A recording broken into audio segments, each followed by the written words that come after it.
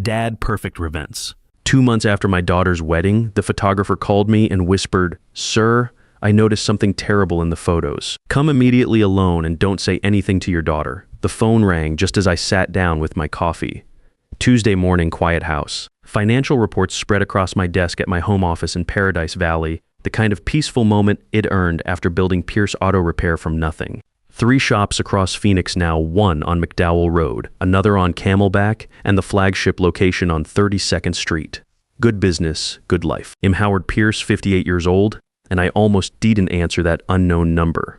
"Mr. Pierce," the woman's voice trembled. "This is Janet Walsh. I photographed Diana's wedding 2 months ago. I need to see you immediately. Alone."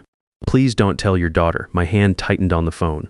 Through my office window, I could see the main garage bay of my newest location across the street. 3 hydraulic lifts, all busy. Tuesday morning rush. What's wrong? I can't explain over the phone, but I found something in the photographs, something very serious. The air in my office changed, became thinner somehow. The distant sound of air guns and hydraulic lifts from my shop seemed to fade. "What kind of something tomorrow morning, 9 a.m., my studio downtown, please, Mr. Pierce, come alone." Before I could respond, Linda's voice exploded from the kitchen. "Dad, I told you 3 times already. I need that car. My Honda is embarrassing." "You promised you'd ask him today." Carl's laugh rumbled from the living room, some TV show blaring beneath it. Through the thin walls of my house, their presence felt overwhelming. "I'll be there," I said into the phone, barely hearing my own voice. Janet exhaled. "Thank you." "I'm so sorry, Mr. Pierce. I really am." She hung up. I sat motionless at my desk, the phone still pressed to my ear, staring at the framed photograph on my wall. Diana in her wedding dress, radiant against the botanical garden backdrop. Roger beside her in his tuxedo, perfect smile. 2 months ago. 65,000 ID spent on that day at the Desert Botanical Garden and Phoenician Resort. Worth every penny to see my eldest daughter happy. Something very serious in the photographs. "Dad." Linda appeared in my doorway, phone in one hand, car keys in the other. At 28, she still had that teenage petulance when she didn't get what she wanted. "Did you hear me? I need money for a new car." The Honda is 7 years old and it's humiliating. I looked at my youngest daughter, living in my guest house for 4 years now, ever since her divorce. Temporarily, Shed said, when she moved into the converted casita behind the pool. Carl had followed 6 months later. No rent, no end date, no contributions to utilities or groceries. "We'll talk about it later, sweetheart. Later, I need to go to the dealership this week. My friend got a new Lexus and I can't keep showing up in that piece of junk." I turned back to my computer screen, inventory reports from all 3 locations. The numbers blurred. "Dad, are you listening later, Linda?" She huffed and disappeared. Her footsteps stomped across the tile floors through my living room, out the sliding door to the guest house. A door slammed hard enough to rattle my office windows. I picked up my coffee. Cold now, through my office window, the desert stretched toward South Mountain, interrupted only by the sprawl of Phoenix suburbs. Everything looked normal, felt wrong. The day crawled forward. I tried focusing on parts orders, payroll schedules for my mechanics, quarterly tax projections. My mind kept circling back to Janet's trembling voice. The wedding had been perfect, hadn't it? Diana had glowed walking down that garden aisle. Roger had been attentive, charming with my business partners. The ceremony under those towering saguaro cacti, reception on the resort terrace overlooking the city lights, everything elegant, tasteful, expensive. What could possibly be wrong with the photographs? Around noon, Carl wandered into my office without knocking. Never knocked, just walked through my house like he owned the place. At 31, he carried himself with the casual confidence of someone who'd never worried about rent or utilities. "Hey, Pops, Linda says you're being weird about the car thing. I didn't look up from my computer." I said. "We'd discuss it later." "Yeah, but she's pretty set on it." "Maybe just give her the money, keep the peace." He leaned against my doorframe, arms crossed, blocking my view of the hallway. You know how she gets when she's stressed. I knew exactly how Linda got. 4 years of tantrums, demands, emotional manipulation. Carl enabled every bit of it. "Carl? Working." Sure. Just saying, happy wife, happy life, right?" He grinned and left, flip-flops slapping against the tile as he headed back to the guest house.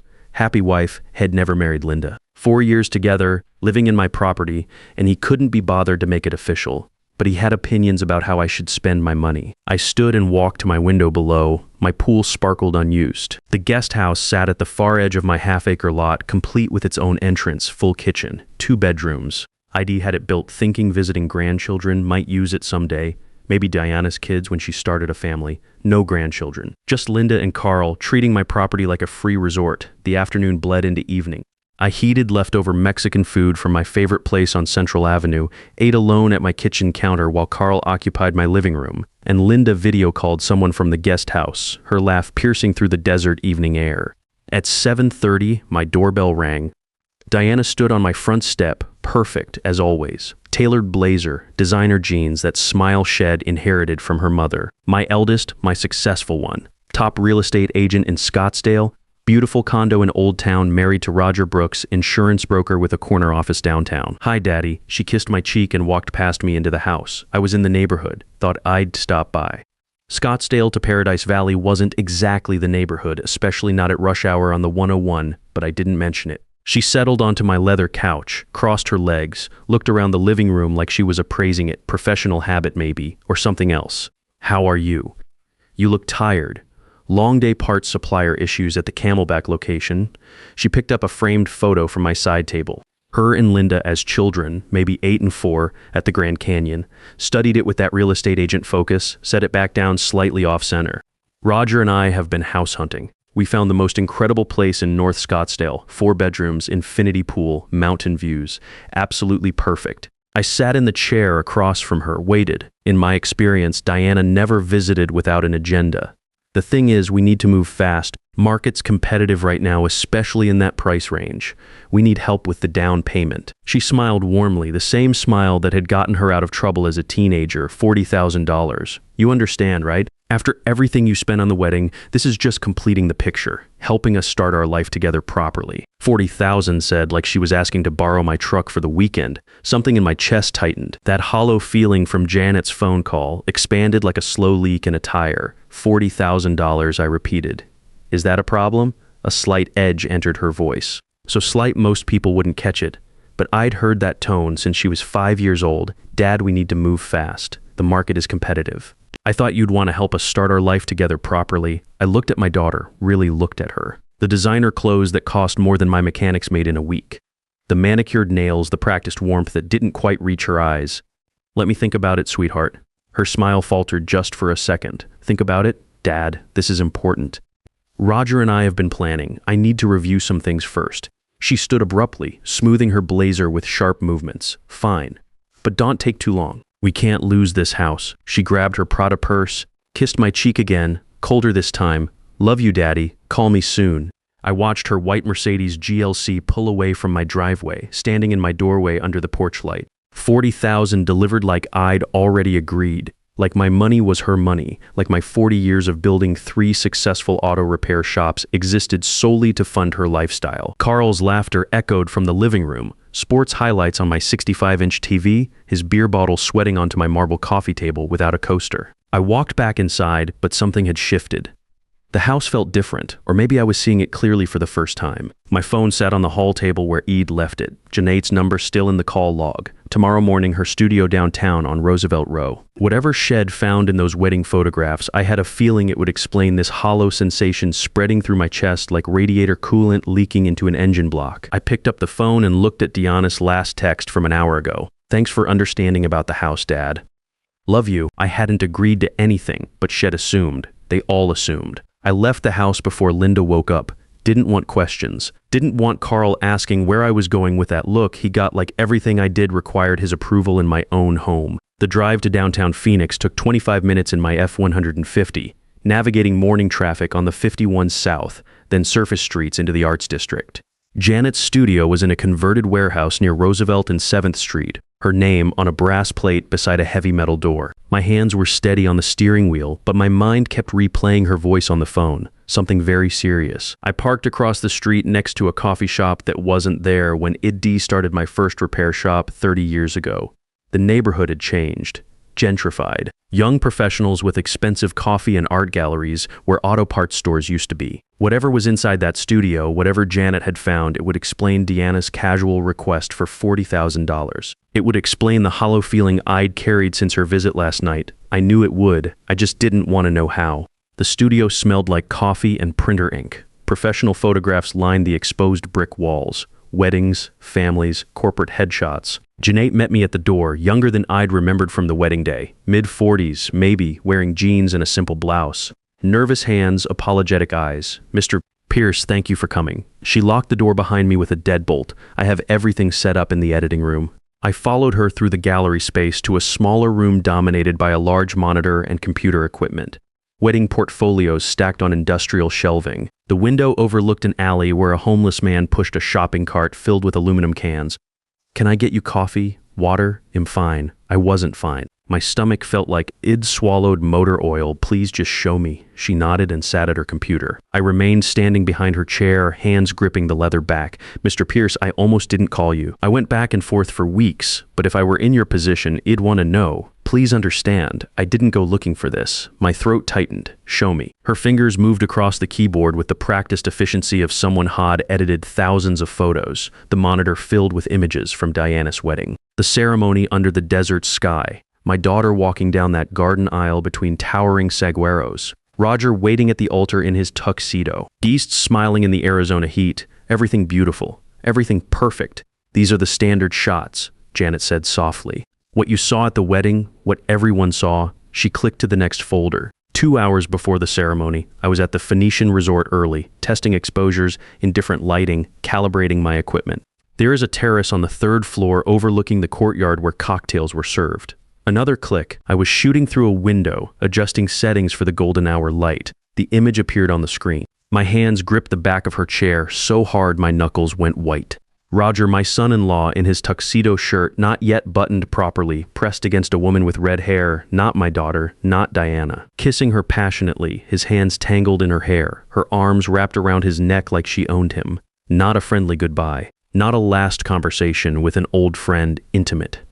Possessive, familiar. How long before the ceremony? My voice sounded like it was coming from someone else. You're absolutely certain about the time? 2 hours before. The metadata is all here. She pulled up a technical display on a second monitor.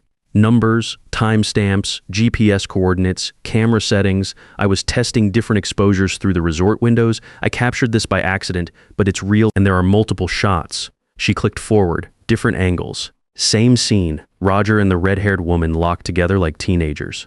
In one photo, the woman's hand was clearly visible, left hand pressed against Roger's chest.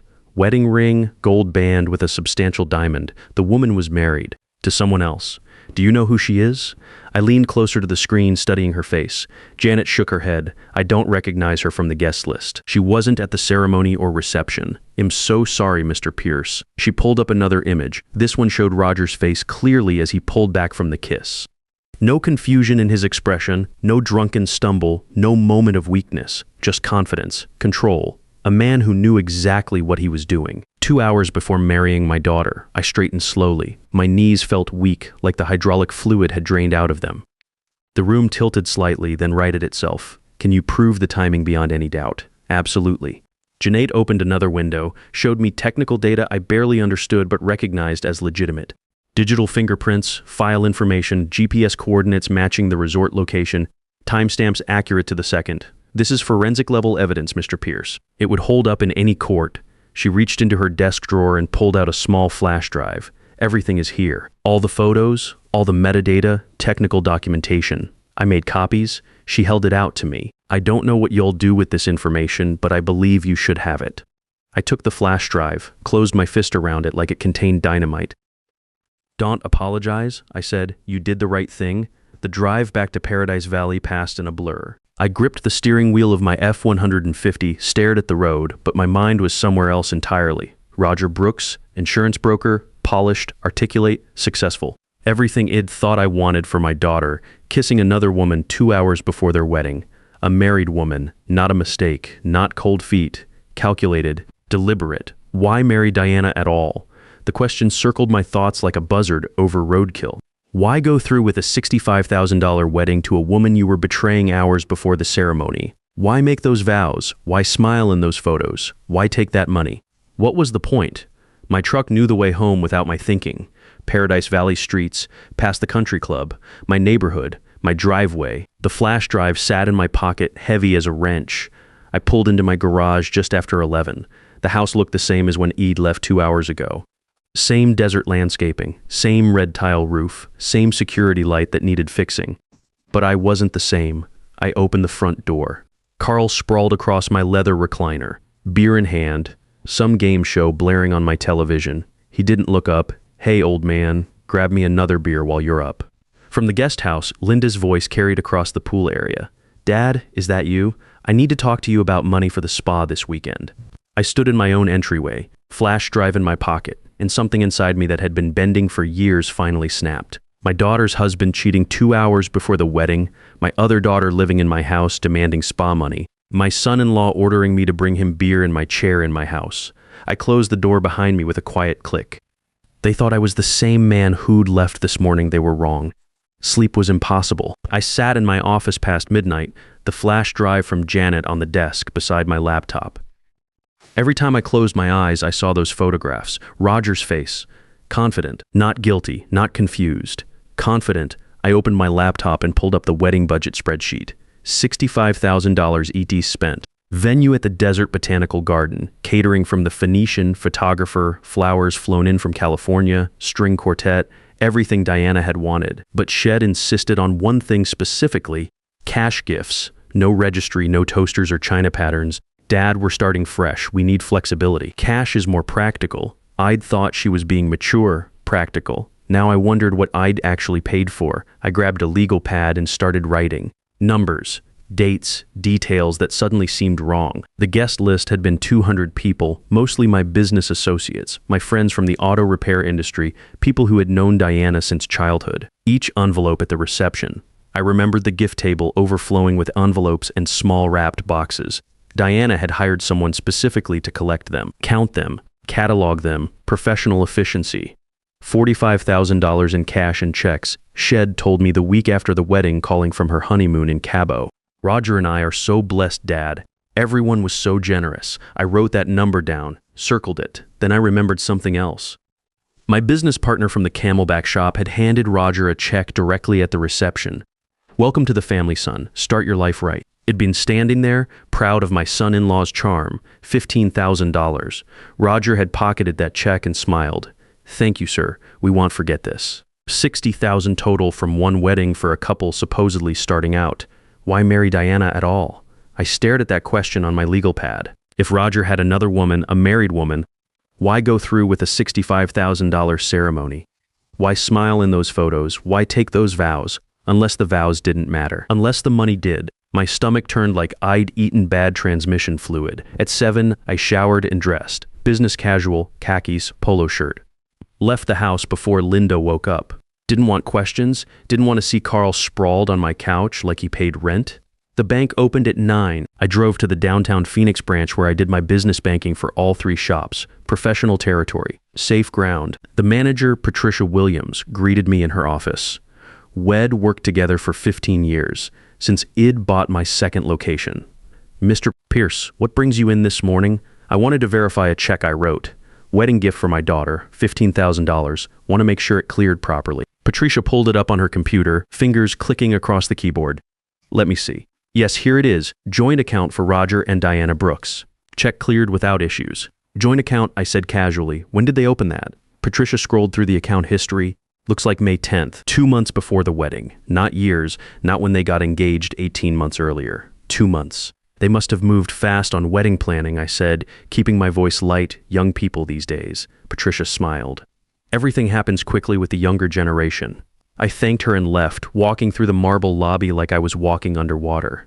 In my truck, I sat with the engine running. May 10th. They had opened a joint account specifically to receive wedding money. Planned it, coordinated it, timed it. This wasn't romance, this was logistics. I drove home through late morning traffic, mind churning like a cement mixer. The house looked quiet when I pulled into the garage. Carl's old Camry was there, dented and unwashed as always. I entered through the garage door to the kitchen, planned to go straight to my office. Then I heard Linda's voice from the guest house, floating across the pool area.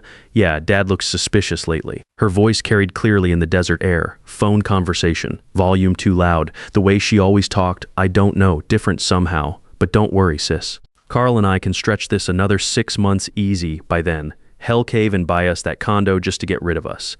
I froze by the sliding door. Diana's voice came through Linda's phone speaker, loud enough for me to hear from 30 feet away. Perfect. I've got one more month of playing happy wife. Then I file for divorce. Half those gifts are legally mine in Arizona. Roger already agreed to 60-40 split. Easiest $45,000 I ever made. My hand found the doorframe. Steadied myself, Linda laughed like she was watching a comedy show, and Roger's little girlfriend doesn't even know about the plan. This is perfect. Dad's so busy feeling proud of your marriage, he doesn't see anything. Keep him distracted, Diana said. Make him think you need something big. That way when I ask for the house down payment, it won't seem excessive by comparison. Already on it. Asked him for a new car yesterday. He looked annoyed, but hell come around. He always does. I backed away from the sliding door. Silent, careful, each step measured until I reached my office. Closed the door, leaned against it.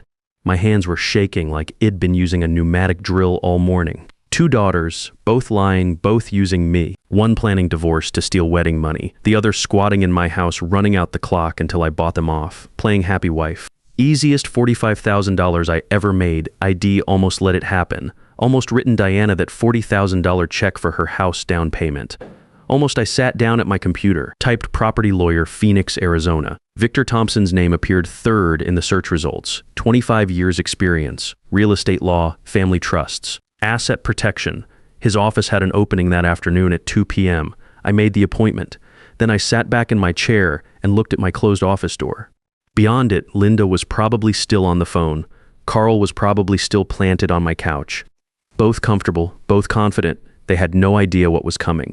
Victor Thompson's office was in a glass building on Central Avenue, 23rd floor. I arrived 10 minutes early with my folder. Wedding spreadsheet. Flash drive from Janet. My notes from the overheard conversation. 3 pages of timelines, quotes, dollar amounts, evidence. Thompson stood as I entered. 50s, gray at the temples, firm handshake. His office had floor-to-ceiling windows overlooking the sprawl of Phoenix, law books lining one wall. Mr. Pierce, please have a seat. What's happening? I placed my manila folder on his desk. Opened it methodically. 2 months ago, I paid for my daughter's wedding, $65,000. Yesterday, the photographer showed me pictures of my son-in-law with another woman 2 hours before the ceremony. This morning, I discovered my daughter planned this. The marriage was a scam to collect cash gifts and split them. Thompson's pen paused over his legal pad. When you say plan this, you have evidence both your daughter and her husband intended to divorce from the beginning. I overheard my younger daughter on the phone with her sister. Quote, 1 more month and I file for divorce. Half the gifts are legally mine. Roger already agreed to 60-40. Those were my daughter's exact words. I slid the flash drive across his desk. The affair photos are here, metadata included. Timestamps, GPS coordinates. Thompson inserted the drive into his computer, clicked through files. His expression didn't change, but his jaw tightened. Your younger daughter, Linda, she's been living in my guest house for 4 years. Her boyfriend with her. No rent, no lease, constant money demands. I pulled out my handwritten notes this morning's phone call. She told Diana they'd stretch it another 6 months until I bought them a condo. Thompson made notes, circled details, underlined 4 years and no lease. Mr. Pierce in Arizona, property law is clear. If there's no written rental agreement, you have the right to begin eviction proceedings. Standard timeline is 30 days after written notice. And they can't fight this, not successfully. Without a lease, they're essentially guests who've overstayed. The 30-day notice is a courtesy, not a negotiation. Something loosened in my chest. Thompson pulled a thick book from his shelf. Arizona Property Code. We'll also want to protect your other assets. I recommend an irrevocable trust. Transfer your house, business interests, savings into professional management. You maintain control during your lifetime. But after death, distribution follows your instructions. Much harder to challenge than a simple will. How soon? I'll draft the eviction notices by Friday. Trust creation takes 2 to 3 weeks. My fees for everything, eviction, trust, asset protection, $8,500. ID spent $65,000 on a fake wedding. Another $45,000 collected by my daughter and her accomplice husband. That's acceptable. Friday morning, the envelopes arrived, Thompson's return address, heavy paper, official seals. By evening, I was ready. Carl and Linda were in the living room. My TV, my couch, my house. Craft breweries are huge right now. Carl was saying, Phoenix market is perfect. We'd need about $30,000 to start. Your dad would see returns in a year. Linda laughed. Hell, do it. He always does. Just frame it as helping family. I stepped into the room. They looked up, smiling. I placed the envelopes on the coffee table. "What's this?" Linda picked up hers, puzzled. "Official eviction notice. You have 30 days to find other housing." The words landed like a transmission dropping out of a truck. Silence spreading outward. Linda tore open her envelope. Her face drained color. Carl grabbed his. "Have you lost your mind? This is our home. This is my house. You haven't paid rent in 4 years. Time to grow up." Carl stood, stepped toward me, fists clenched. "We're family. The notice is legal. 30 days. Start packing." Linda grabbed my arm. "Dad, please, we can work this out." I removed her hand gently but firmly, walked to my office, closed the door. Behind me, chaos erupted. Linda wailing, Carl shouting. I sat at my desk and listened. Their panic was music. 10 minutes later, Linda's voice again. Phone call. He gave us eviction papers. 30 days. Diana's voice through the speaker. "We need to talk. Coming over tomorrow with Roger." They were regrouping, coordinating, about to launch their counterattack. Let them come. Saturday evening, Diana arrived with Roger. Family dinner, Shed announced. They cooked, performed normalcy, then shifted gears. "Dad, this house is a lot to manage alone. Have you thought about something smaller?" Roger picked up the thread. "Real estate market is strong. You could help set everyone up comfortably. Share the proceeds," Diana added. "Help Linda and Carl get started. Help Roger and me with our house." I set down my fork, looked at each of them. 4 faces, 4 masks, 1 agenda. At my seat, Id placed a manila folder face down. "Before we continue, there's something you should see." Diana picked it up suspiciously. "What is this? Photographs from your wedding?" Roger with a red-haired woman 2 hours before the ceremony. Roger's face drained. Diana opened the folder, her expression hardened. "I also overheard a phone conversation, quote, 1 more month and I file for divorce. Half the gifts are legally mine. Roger already agreed to 60-40 split." Your exact words, Diana. Linda's hand flew to her mouth. "I've created an irrevocable trust. My house, business, savings, everything is protected. After my death, you'll receive the minimum required by law, not a cent more." Diana's voice rose. "You can't do this. We're your family." I stood. "Linda and Carl have 15 days to find housing. This conversation is over. Dad, you're destroying this family." I paused at the doorway. Didn't turn around. "I'm not destroying anything. I'm protecting what I built from people who saw me as a resource, not a father." 30 days later, the sheriff arrived. Deputy Glenn Adams, professional, efficient. Linda and Carl had 2 hours to pack personal belongings, no furniture, no fixtures. What followed was chaos. Linda crying, Carl cursing, but they left, drove away in their dented Camry. I stood in my doorway, my house, truly mine for the first time in 4 years. 3 months later, I sat on my terrace with morning coffee. The eviction was complete. The trust was finalized. Diana and Roger had divorced as planned, lost money to lawyers fighting over the remaining wedding gifts. My phone rang. "Janet Walsh, Howard. I've been thinking about you. How are things?" "Things are good, Janet. For the first time in years. Truly good. Would you like to get coffee sometime?" "I'd like that very much." After we hung up, I looked out over Paradise Valley. My home, my view, my peace. Alone, yes, but free. Justice wasn't revenge. It was protection. It was boundaries. It was saying no when no was the only sane answer. I'd saved myself, and that was worth everything. Sometimes the people who claim to love you the most are actually the ones stealing from your future, and the greatest act of self-respect is choosing your peace over their chaos. Real family doesn't exploit your generosity as weakness. They honor your sacrifices with gratitude, not entitlement. And when they don't, you have every right to protect what you built.